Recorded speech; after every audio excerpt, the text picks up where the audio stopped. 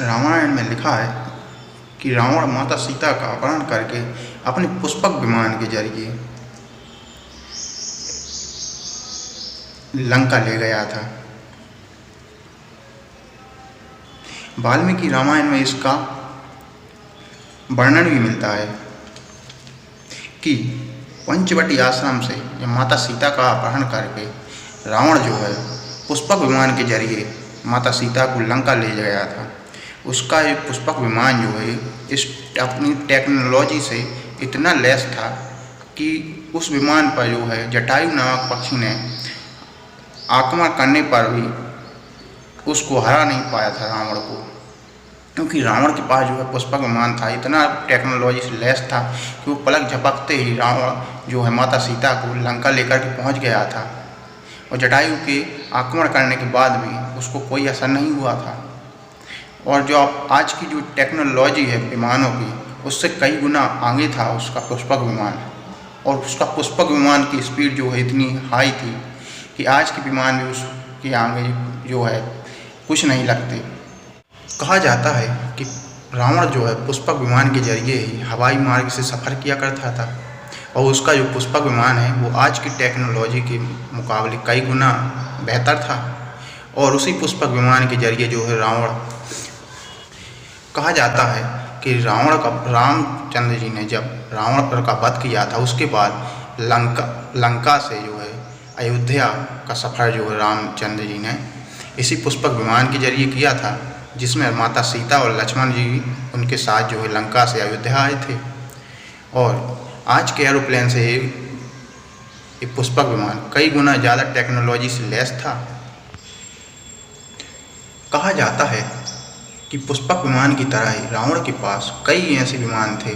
पुष्पक विमान का रहस्य, पौराणिक कथाओं के मुताबिक इस पुष्पक विमान को जो है विश्वकर्मा ने बनाया था और उपहार स्वरूप ब्रह्मा को सौंप दिया था। लेकिन कुछ पौराणिक कथाओं के मुताबिक इस पुष्पक विमान को जो है ब्रह्मा ने ही बनाया था और उपहार स्वरूप फिर इसे कुबेर को भेंट किया था। और अपने बल की ताकत के बल पर रावण ने जो है कुबेर से इसे छीन लिया था और रावण जो है इसे अपनी इच्छानुसार प्रयोग करता था। कथाओं के अनुसार ऐसा माना जाता है कि रावण का जो पुष्पक विमान था वो एक लड़ाकू विमान था। रावण का पुष्पक विमान जो है मोर की तरह दिखता था, यानी मोर की आकृति का था। ये अग्नि और वायु की ऊर्जा से संचालित होता था।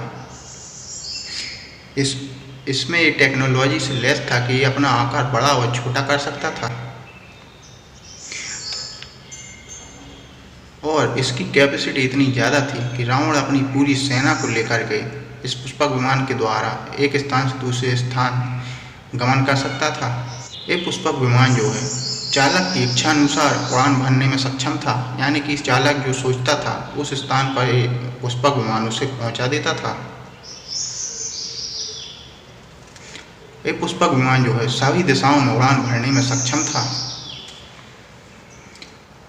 सोचने भर अपनी इच्छा शक्ति से सोचने भर से ये उस स्थान पर पहुंचा देता था इंसान को, यानी कि ऑटो पायलट मोड पर भी काम करता था। और ये पुष्पक विमान जो है सभी मौसम में उड़ान भरने में भी सक्षम था। वातानुकूलित विमान था, इसमें एसी की सुविधा थी। इस पुष्पक विमान में स्वर्ण के खंभे लगे थे, सीढ़ियों पर नीलम जड़े थे और इस पुष्पक विमान में कई केबिन हुआ करते थे। और इस पुष्पक विमान में जो है एक नीलम जड़ित सिंहासन भी था। एक पुष्पक विमान दिन और रात दोनों समय उड़ान भर सकता था। रावण की मृत्यु के बाद पुष्पक विमान का क्या हुआ? पौराणिक कथाओं के अनुसार कहा जाता है कि लंका विजय के बाद, यानी श्री राम ने जब रावण का वध किया उसके बाद जो है पुष्पक विमान को पूजा करने के बाद जो है वापस कुबेर महाराज को सौंप दिया था।